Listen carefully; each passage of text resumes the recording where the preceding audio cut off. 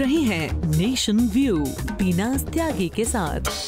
रात के 8 बज चुके, हम हाजिर हैं देश और दुनिया की हर उस खबर के साथ जो रखते हैं आपसे सरोकार। खबरों के हर पक्ष और पहलू को आपके सम्मुख रखेंगे ताकि आप खबर पर अपनी सटीक और निष्पक्ष राय बनाएं। सबसे पहले बात आज उस हादसे की जो एक बड़ा हादसा हो सकता था लेकिन गनीमत रही, ये टल गया, पायलट की सूझबूझ रही। महाराष्ट्र के मुख्यमंत्री देवेंद्र फडणवीस आज बाल बाल बचे। दरअसल सीएम का हेलीकॉप्टर उड़ान भरते ही धड़ाम से जमीन पर आ गिरा। हादसे के बाद देवेंद्र फडणवीस ने बताया कि वो पूरी तरह से सुरक्षित हैं। कैसे हुआ यह हादसा आप भी देखिए। महाराष्ट्र के लातूर में मुख्यमंत्री देवेंद्र फडणवीस के हेलीकॉप्टर ने कुछ इस तरह उड़ान भरी। उड़ान भरने के दौरान पता चल रहा था कि सब कुछ ठीक नहीं है और फिर टेक ऑफ के चंद मिनट के बाद ऐसा हुआ जिसकी किसी ने कल्पना भी नहीं की थी। देखिए, उड़ान के चंद मिनट बाद यह हेलीकॉप्टर हिचकोले खाने लगा और पल भर में ये जमीन पर आ गिरा। दरअसल हेलीकॉप्टर में आई खराबी की वजह से पायलट हेलीकॉप्टर की इमरजेंसी लैंडिंग कराने में कामयाब रहा, जिससे एक बड़ा हादसा टल गया। एक बार फिर से गौर से देखिए कैसे इस हेलीकॉप्टर का उड़ान भरने के बाद संतुलन बिगड़ गया और उसे फौरन जमीन पर उतारना पड़ा। जहां हेलीकॉप्टर गिरा वहां बड़ा सा गड्ढा हो गया। हेलीकॉप्टर की तस्वीरों से अंदाजा लगाया जा सकता है कि हादसा कितना बड़ा था। हेलीकॉप्टर पूरी तरह से क्षतिग्रस्त हो गया है। हादसे के बाद हेलीकॉप्टर के पंखे टूट कर गिर गए। हालांकि गनीमत यह रही कि इस क्रैश लैंडिंग के दौरान सीएम फडणवीस बाल बाल बच गए।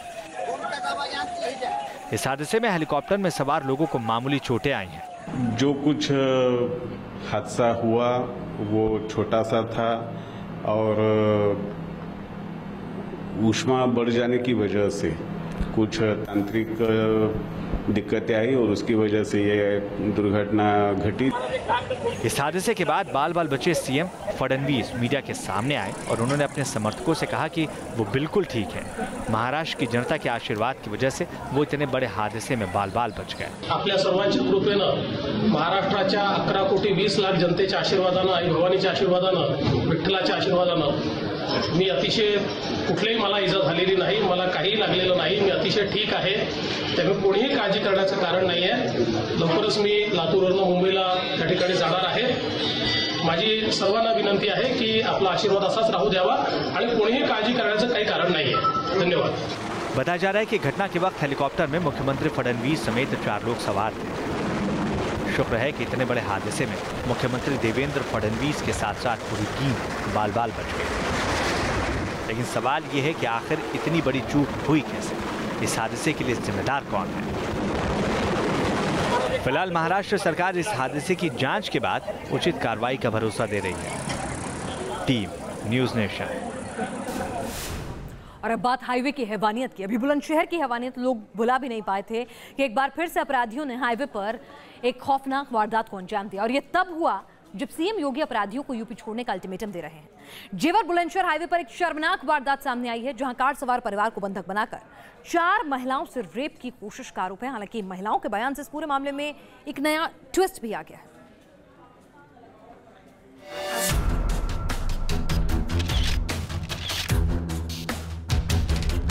यूपी में एक बार फिर ऐसी वारदात हुई है जिसने बुलंदशहर के जख्मों को कुरेद दिया।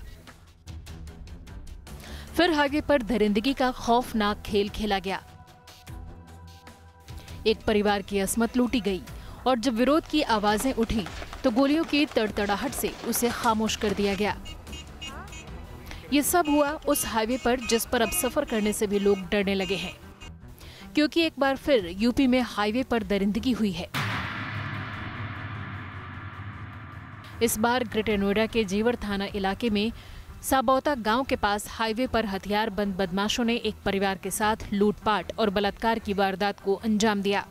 जैसे घर से चले थे, एक इलाज के लिए चले थे, बुलंदशहर जा रहे थे, तो रास्ते में जो सबौता गांव पड़ता है उससे आगे जाते ही इनकी गाड़ी के जो ड्राइवर के साइड के दोनों पहिए हैं उनका टायर बस्ट हो गया, तो गाड़ी इनको रोकनी पड़ी आगे जाकर के। इस बीच में ये बदमाश लोग इनको ले गए वहां पर नीचे और बदमाश लोग ले गए नीचे और इनके साथ लूटपाट की और जो तहरीर के हिसाब से इन्होंने रेप की बात उसमें लिखी है।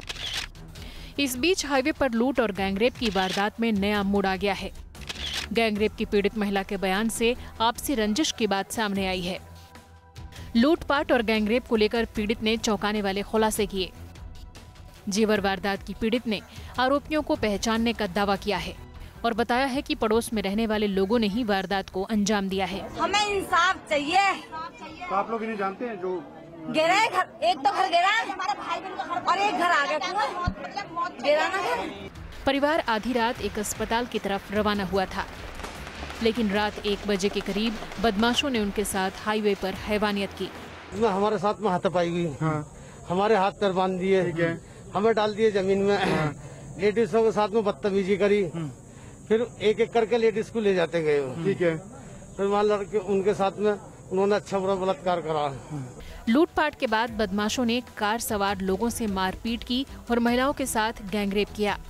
इसलिए मतलब वो बोला नुका, जब लेडीजों को, भैया लेडीजों से क्यों बदतमीजी कर रहे हो, लेडीजों से क्यों कर रहे हो बदतमीजी। पहले तो लगाई मार लगा के फिर लेडीजों को ले जाने लगे, तो हमारी नीचे फायरिंग करी और एक मारी उसको गोली मार के, और जी इतने ही फिर वहाँ से परे को चले गए। वारदात की सूचना मिलते ही पुलिस के आलाधिकारी घटनास्थल पर पहुंचे। एसएसपी लव कुमार और आईजी राम कुमार ने घटनास्थल का जायजा लिया। इसमें हम जल्दी से जल्दी इसको वर्कआउट करेंगे क्योंकि टीमें लगी हैं। We are very very hopeful. क्या एसटीएफ की भी इसमें मदद ली जा रही है? यस डेफिनेटली, एसटीएफ तो राइट फ्रॉम स्टार्ट। घटना के चलते लोगों में भारी गुस्सा है। लोगों ने पुलिस के खिलाफ जमकर नारेबाजी की है। अब सवाल उठने लगे हैं कि क्या योगी सरकार की सख्ती बेअसर साबित हो रही है। ग्रेटर नोएडा से हर्षा चंदवानी के साथ टीम न्यूज नेशन। हाईवे पर गैंगरेप और लूटपाट की वारदात में ट्विस्ट भी आ गया। जान पहचान के लोगों पर ही वारदात को अंजाम देने का आरोप लग रहा है। खुद पीड़ितों ने बताई आप बीती, जिसमें कहा गया है कि कैसे हैवानों ने उनकी अस्पत के साथ खिलवाड़ किया, कैसे एक शख्स को मौत दे दी गई और इसमें आपसी रंजिश का भी शक जताया जा रहा है। हाईवे पर हवस की हैवानियत ने सबको झकझोर कर रख दिया। ये परिवार अब ताउम्र शायद उस काली रात को कभी भूल पाएगा। पीड़ित परिवार के मुखिया की बहन की डिलीवरी होने वाली थी। उसकी बहन बुलंदशहर के एक अस्पताल में भर्ती थी, जिसे देखने के लिए वो अपने परिवार के साथ बुलंदशहर जा रहा था। जब वो रामनेर के पास पहुंचा, तभी बदमाशों ने कार को अपना निशाना बनाया। हमारे जेवर से 3 किलोमीटर आगे गांव पड़ता साबोत। साबोत से थोड़ी आगे हम चले तो हमें महसूस ये हुआ कि हमारी गाड़ी के पहियों के नीचे किसी ने कुछ डाला है। लोहे की सी आवाज हुई। हम थोड़ी आगे चले तो हमारी दोनों ही गाड़ी के टायरों में पंचर हो चुके थे। हम गाड़ी में से नीचे उतरे। नीचे उतरने के बाद में हमने देखा तो हमारी दोनों ही गाड़ी के टायरों में पंचर थे। एक स्टेपनी हम पे थी। मैंने अपने छोटे भाई पे कॉल की, भाई ऐसे ऐसे साबोते से आ गए, हमारी गाड़ी में पंचर होगा, आप यहाँ पे आ जाओ। और एक स्टेपनी हम पे है, एक में घूम फिर के हम पंचर लगवा लेंगे। नो ठीक है, मैं आ रहा हूँ। तो इतने ही वो 5 जने अंदर से आते हैं, जो कि 5 पे ही हथियार थे। बदमाशों ने लूटपाट की पूरी प्लानिंग कर रखी थी, लिहाजा सभी पीड़ितों को हाईवे से दूर ले गए, जहां किसी की नजर न पड़ सके। जो पैसे धेले हम पे थे वो उन्होंने छीनने चालू कर दिए और वो हमें रोड से इतनी दूर ले गए अंदर कि रोड पे से अगर हमें कोई खड़े होकर देखे तो हम उसे दिख नहीं पाए। इतनी अंदर ले गए वो खेतों में हमें। जब आरोपी पीड़ित महिलाओं को अपने हवस का शिकार बना रहे थे, तब बदमाशों की दरिंदगी का विरोध किया गया था, लेकिन दरिंदों के सर पर मानो खून सवार था। लेडीज हमसे थोड़ी फासले बैठी हुई थी और हम चारों जने बंधे हुए लेटे हुए थे। फिर हमारे चाचा ने 2-3 बार और गई तो उन्होंने एक फायरिंग करी जमीन पर कि चुप लगा जाएंगे, अब बोलेंगे नहीं। उसके बाद में फिर 1-2 बार हमारे चाचा और बोले तो उन्होंने गोली सीधी उनके सीने में मारी। पीड़ित ने पुलिस को फोन कर वारदात की जानकारी दे दी। मौका वारदात से पुलिस स्टेशन की दूरी महज 15 मिनट की है, लेकिन पुलिस को वहां पहुंचने में 2 घंटे लग गए। जेवर पुलिस तड़के 3:45 बजे वहां पहुंची। पुलिस को आने में कम से कम समथिंग में 2 घंटे लग गए थे। कितने बजे पहुंचे? 3:30 पौने 4 बजे के समथिंग में पुलिस पहुंची हमारे पास। वहाँ पर कॉल मैंने 1:30 बजे किया था अपने भाई को। पिछले साल अगस्त के महीने में इसी इलाके में हुई एक ऐसी ही वारदात ने लोगों को थर्रा दिया था। तब लुटेरों ने बुलंदशहर के बीच रास्ते पर एक परिवार के साथ न सिर्फ इसी तर्ज पर लूटपाट की थी, बल्कि एक महिला और उसकी बेटी के साथ गैंगरेप भी हुआ था। ग्रेटर नोएडा से हर्षा चंदवानी के साथ टीम न्यूज नेशन।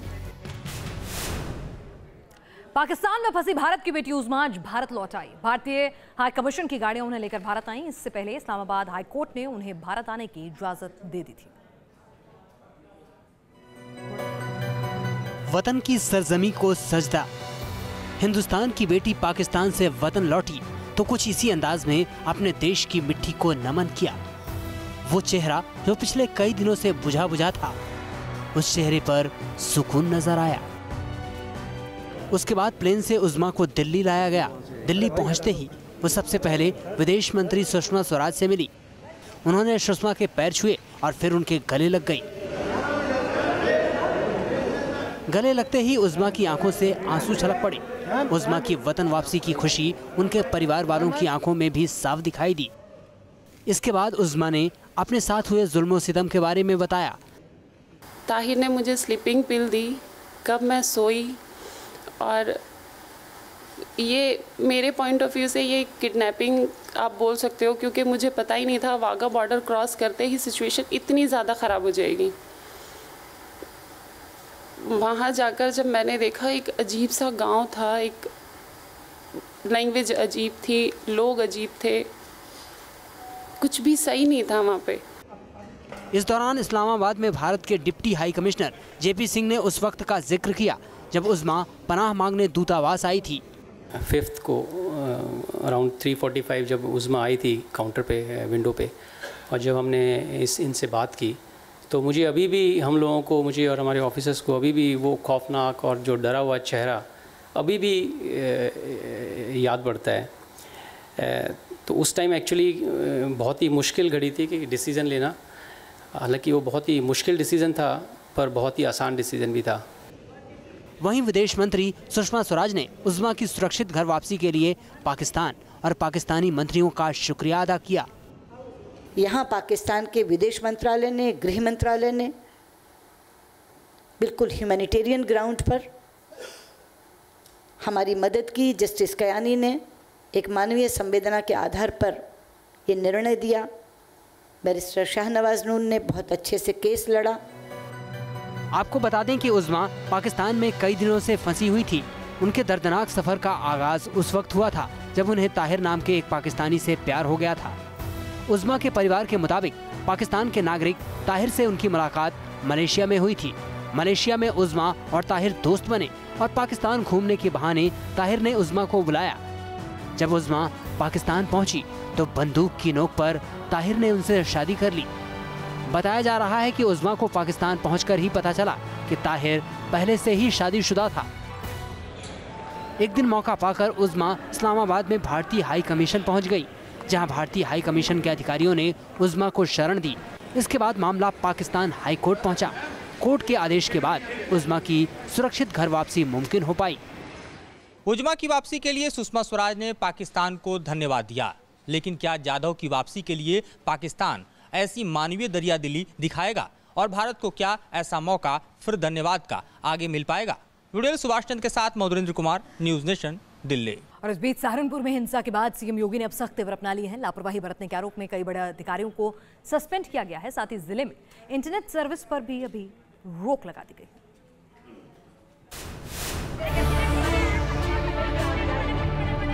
सहारनपुर में लगातार भड़क रही जातीय हिंसा को रोकने के लिए योगी सरकार ने अब चौतरफा कदम उठाने शुरू कर दिए हैं। बुधवार को Saharanpur divisional commissioner, DM, DIG, SSP समेत तमाम आला अधिकारियों को निलंबित करने के बाद अब सरकार का डंडा सोशल मीडिया पर चल रहा है। सोशल मीडिया पर फैल रही अफवाहों को रोकने के लिए सहारनपुर में मोबाइल, इंटरनेट और मैसेजिंग सर्विसेज पर रोक लगा दी गई है और साथ ही पूरे शहर में धारा 144 लागू कर दी गई है। अभी स्थिति टेंस है, लेकिन फिलहाल नियंत्रण में है। हम लोग स्थिति का आकलन कर रहे हैं। उधर केंद्र सरकार भी लगातार भड़क रही जातीय हिंसा से चिंतित नजर आ रही है। केंद्र सरकार ने उत्तर प्रदेश सरकार से पूरे मामले की रिपोर्ट मांगी है। दरअसल गृह मंत्रालय को चिंता है कि कहीं ये जातीय हिंसा राज्य के दूसरे जिलों में ना फैल जाए। सूत्रों के मुताबिक राज्य सरकार से पूछा गया है कि आखिर सहारनपुर में जातीय हिंसा क्यों नहीं रुक रही है, क्यों स्थानीय प्रशासन इस हिंसा को रोक पाने में नाकाम रहा है। वहीं जातीय हिंसा को लेकर यूपी सरकार भी गृह मंत्रालय को अपनी एक रिपोर्ट भेज चुकी है। उधर विपक्ष का हमला लगातार तेज हो रहा है। सहारनपुर जिले में हुई जातीय हिंसा के पीछे जिस भीम आर्मी का नाम बताया जा रहा है और इसके साथ ही इस संगठन से मेरे भाई का तथा बीएसपी के अन्य वरिष्ठ नेताओं आदि के भी जो संबंध बताए जा रहे हैं, तो इसमें रत्ती भर भी सच्चाई नहीं है। सहारनपुर में रह रहकर भड़क रही जातीय हिंसा के बीच योगी सरकार बैकफुट पर नजर आ रही है। हालांकि सरकार का दावा है कि अब हालात काबू में है। देखिए, हमें अगर उत्तर प्रदेश या कहीं की भी बात करें, हमें एक जंग लगा हुआ सिस्टम मिला है विरासत में। बदलने में थोड़ा समय लगेगा। भावनाएं, उद्देश्य, तरीका क्लियर है। सहारनपुर को छावनी में तब्दील कर दिया गया है, सोशल मीडिया पर रोक लगा दी गई है और आला अधिकारियों को हटा दिया गया है। लेकिन इन सब के बीच सबसे बड़ा सवाल यही है कि आखिर कब तक यूं सुलगता रहेगा सहारनपुर। सहारनपुर से विकास कपिल और अभिषेक शर्मा के साथ टीम न्यूज नेशन। और आज हेमकुंड साहिब सिखों के प्रमुख धार्मिक स्थल के कपाट खोल दिए गए हैं। 15,200 फीट की ऊंचाई पर हेमकुंड साहिब है, जो करोड़ों लोगों की आस्था का प्रतीक है। बर्फ की चादर में लिपटे पहाड़, बर्फीली वादियों में श्रद्धालुओं का जोश। उत्तराखंड में 7 पहाड़ों के बीच पवित्र हेमकुंड साहिब का दरबार। साल में 4 महीने के लिए हेमकुंड साहिब के कपाट खोल दिए गए हैं। उत्तराखंड समेत देश के कोने कोने से भक्त यहां मत्था टेकने के लिए पहुंच रहे हैं। उत्तराखंड के चमोली में 15,000 फीट से भी ज्यादा ऊंचाई पर बना पवित्र गुरुद्वारा करोड़ों भक्तों की आस्था का केंद्र है। मान्यता है कि ये गुरु गोविंद सिंह जी की तपस्थली है। सिख समाज ही नहीं, हर मजहब के लोग हेमकुंड साहिब की आस्था में नतमस्तक नजर आते हैं। ये आस्था का जितना बड़ा और अहम केंद्र है, उतना ही खूबसूरत है यहाँ का नजारा। चारों तरफ बर्फ के पहाड़ और गुरुद्वारे के सामने झील। यहाँ तक पहुँचने का सफर भी रोमांचित करने वाला है। भक्तों को पहाड़ी रास्तों पर सफर पैदल और घोड़े की सवारी से तय करना पड़ता है। सड़क मार्ग से 19 किलोमीटर पैदल यात्रा करनी पड़ती है। सबसे खास बात यह है कि हेमकुंड साहिब में यात्रियों को रुकने की अनुमति नहीं होती। यहाँ मत्था टेकने के बाद यात्रियों को घांघरिया आना पड़ता है। इस बार भक्तों की सहूलियत के लिए उत्तराखंड सरकार और मंदिर कमेटी ने खास इंतजाम किए हैं।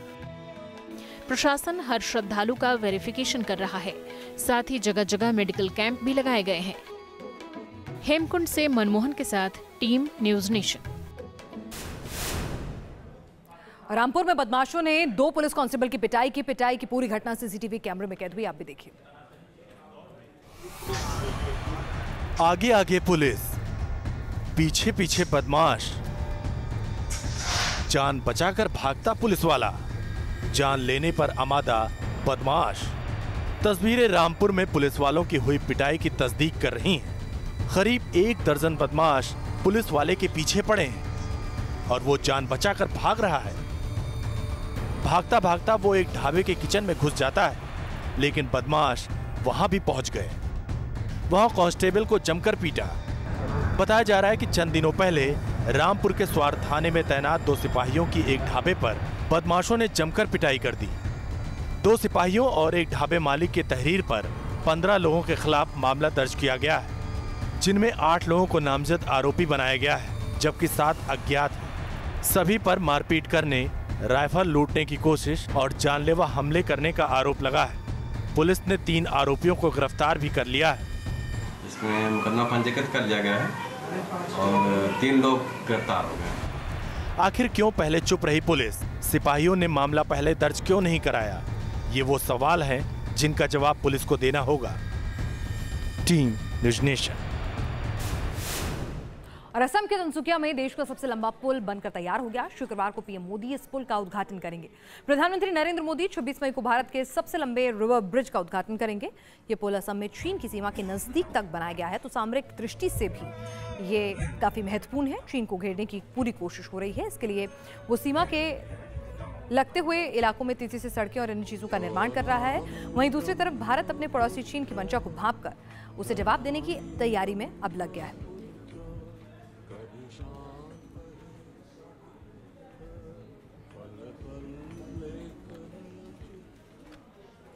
इस बुलेटिन में फिलहाल के लिए इतना ही। देश और दुनिया की तमाम अहम खबरों के लिए आप बने रहिएगा न्यूज नेशन के साथ।